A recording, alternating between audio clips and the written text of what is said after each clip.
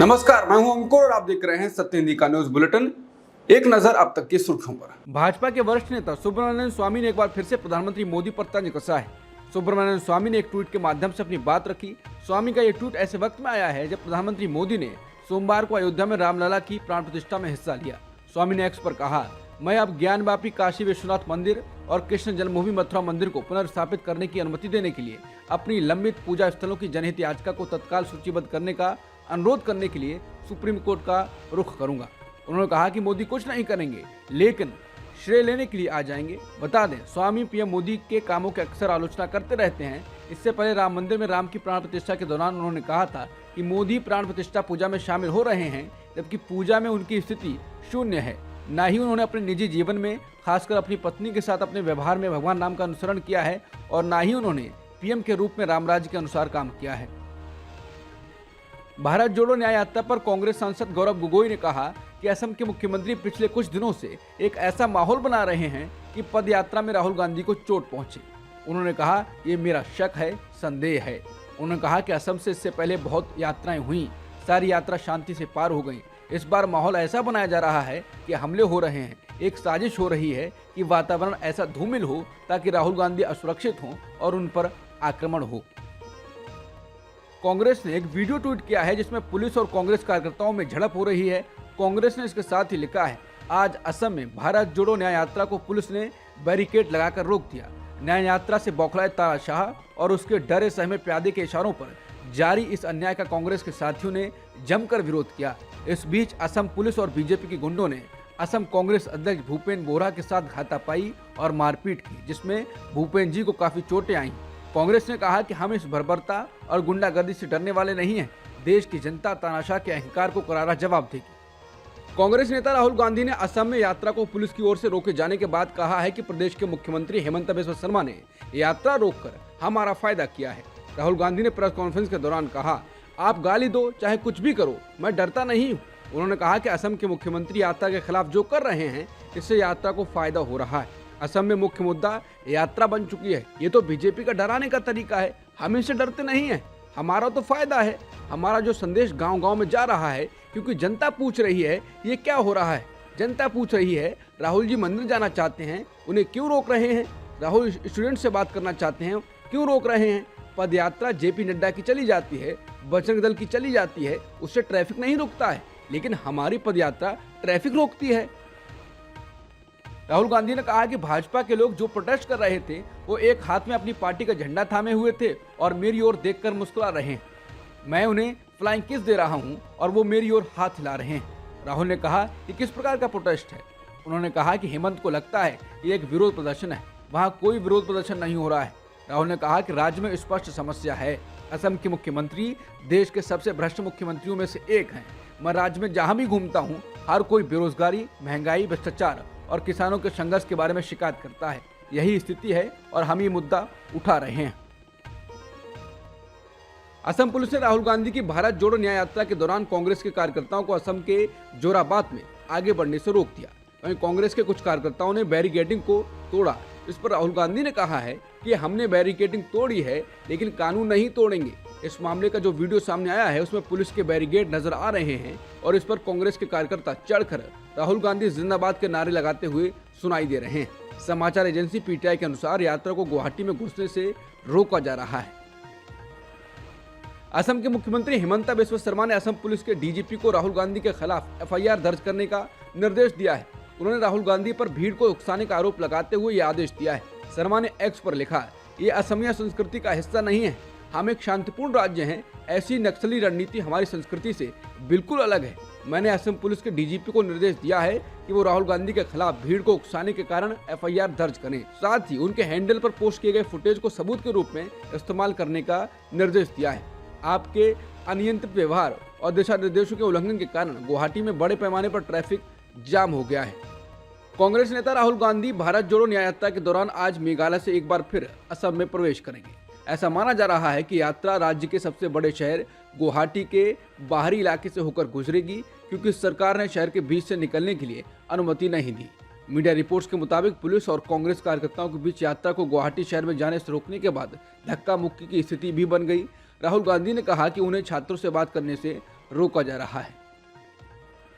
कांग्रेस की भारत जोड़ो न्याय यात्रा का आज 10वां दिन है। राहुल गांधी ने असम मेघालय सीमा पर युवाओं से बातचीत की। उन्होंने कहा कि मैं आपकी यूनिवर्सिटी आकर आपसे बात करना चाहता था और ये समझना चाहता था कि आप किन मुश्किलों का सामना कर रहे हैं, लेकिन देश के गृह मंत्री ने असम के मुख्यमंत्री को फोन किया और फिर असम के मुख्यमंत्री ने आपकी यूनिवर्सिटी के लीडर्स को फोन करके कहा कि राहुल गांधी को स्टूडेंट से बात ना करने दी जाए।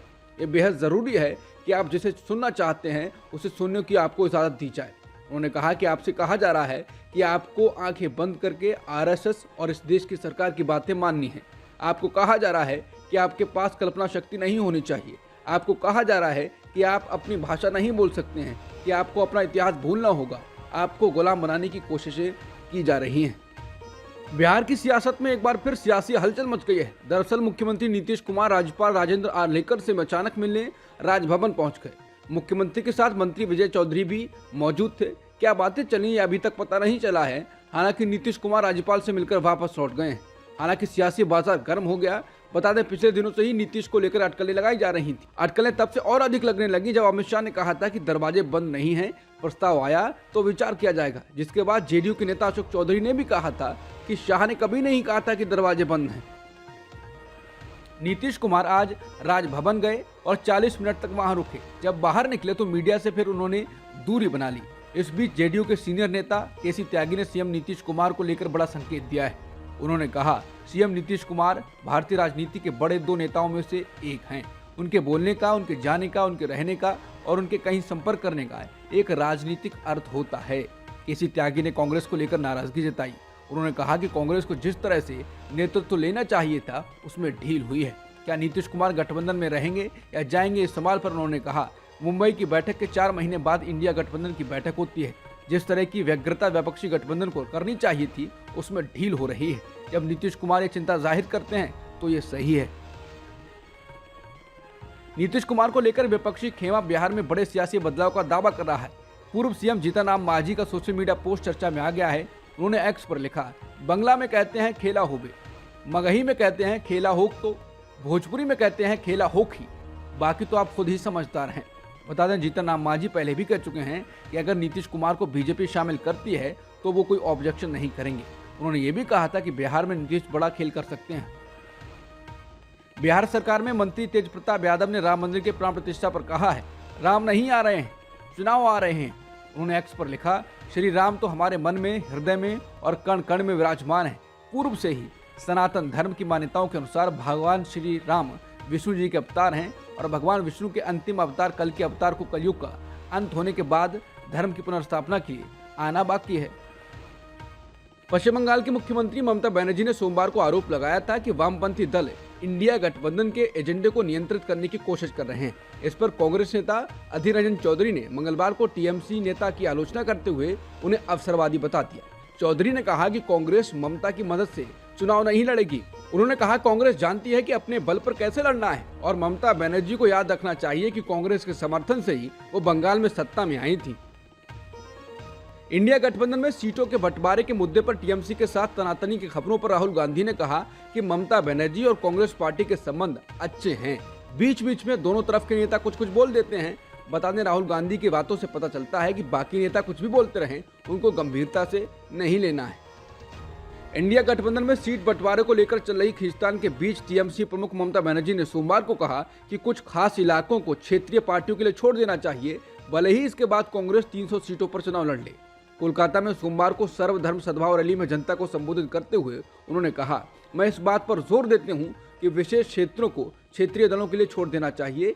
कांग्रेस अकेले 300 सीटों पर लड़ सकती है और मैं उनकी मदद करूंगी। हम उन सीटों पर चुनाव नहीं लड़ेंगे, लेकिन वो जो खुद चाहते हैं उस पर अड़े हुए हैं। बता दें, खबर है कि बीते दिनों ममता बनर्जी की पार्टी टीएमसी की बैठक में इस बात पर चर्चा हुई कि अगर उसे मन माफिक सीटें नहीं मिली तो टीएमसी सभी 42 लोकसभा सीटों पर अकेले चुनाव लड़ेगी। ममता बनर्जी का बयान उस बैठक के बाद आया है। ममता बनर्जी ने कहा कि मेरे पास बीजेपी से मुकाबला करने और उसके खिलाफ लड़ने की ताकत है, लेकिन कुछ लोग सीट बंटवारे को लेकर हमारी बात नहीं सुनना चाहते। अगर आप बीजेपी से नहीं लड़ना चाहते तो कम से कम उसे सीटें तो मत दीजिए। बता दें, कांग्रेस का नाम लिए बिना ही ममता बनर्जी ने सीटों का बंटवारा न करने को लेकर उसकी आलोचना की। सोमवार को हुए प्राण प्रतिष्ठा के बाद मंगलवार को पहली बार आम लोगों के लिए राम मंदिर के द्वार खोले गए हैं। पहले दिन ही बड़ी संख्या में श्रद्धालु मंदिर पहुंचे। सुबह 3 बजे से ही लोग दर्शन के लिए मंदिर के बाहर जुटने लगे। भीड़ इतनी ज्यादा है कि पुलिस कर्मियों के लिए इसे संभालना मुश्किल होता दिख रहा है। मंदिर के जो वीडियो सामने आ रहे हैं उसमें दर्शन के लिए बड़ी तादाद में आए लोग सुरक्षा घेरा तोड़कर मंदिर के परिसर में प्रवेश करते हुए दिखाई दे रहे हैं।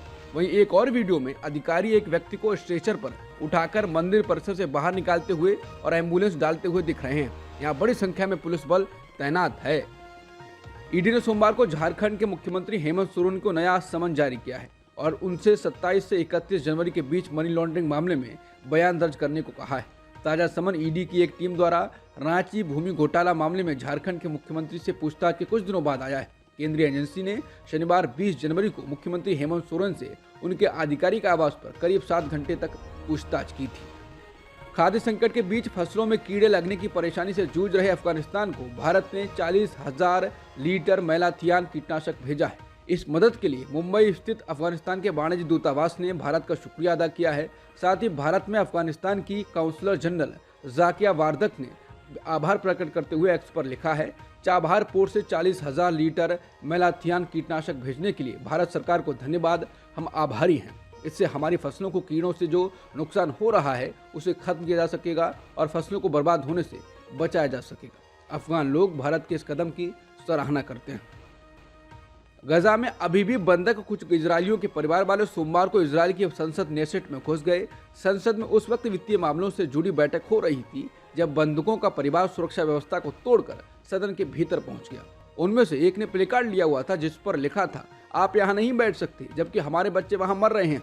बता दें, बीते 7 अक्टूबर को हमास के हमले के बाद बंधक बनाए गए 130 लोग अब तक हमास के कब्जे में हैं, जबकि 100 लोगों को बीते साल नवंबर में अस्थायी युद्ध विराम डील के तहत हमास ने छोड़ा था।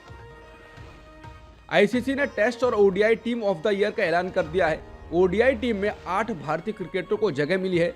आईसीसी की ओडीआई टीम के कप्तान भारतीय क्रिकेट टीम के कैप्टन रोहित शर्मा को ही बनाया गया है। टीम में उनके अलावा शुभमन गिल, विराट कोहली, मोहम्मद सिराज, कुलदीप यादव और मोहम्मद शमी को भी जगह मिली है। वहीं टेस्ट टीम में ऑस्ट्रेलिया खिलाड़ियों का दबदबा रहा है, लेकिन सूची में 2 भारतीय भी शामिल हैं। टेस्ट टीम में ऑस्ट्रेलिया कप्तान पैट कमिंस को ही कैप्टन बनाया गया है। आईसीसी की टेस्ट टीम में भारत के रविंद्र जडेजा और आर अश्विन को शामिल किया गया है। अब तक की सुर्खियों में इतना ही। बाकी खबरों के लिए बने रहिए सत्यहिंदी.com के साथ।